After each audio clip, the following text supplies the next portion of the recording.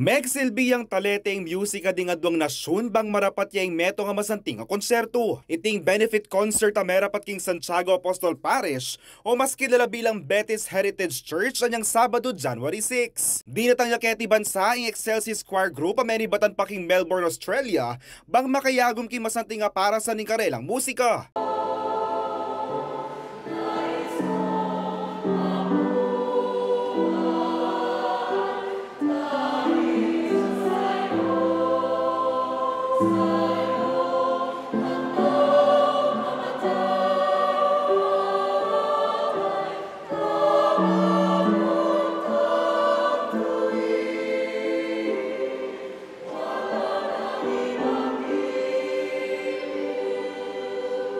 Kaya tulad na naman rin Australian choir group, mas nanting kapamananggap na kanuning kapampangan king karelang pepa kita talento.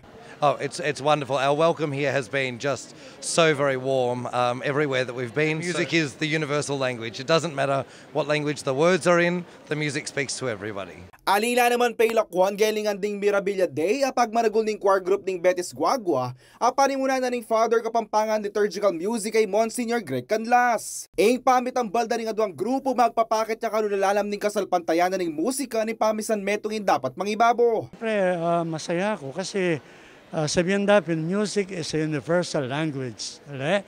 So, then yung kapatid mo ay Australia, mag-signify lang in tour da ngayon metong karang stopovers da yapining Betis because of the nice church. Proud at masayala mo rin kaya na kada miyembro da rin adwang koro para king karelang meging performance. Maka-proud po bilang anak maging part na ako po ning concert ay ni. I think it's so special to be able to come so far across the world and get to share something that's really special for both countries and really get to see sort of how music can make everyone feel.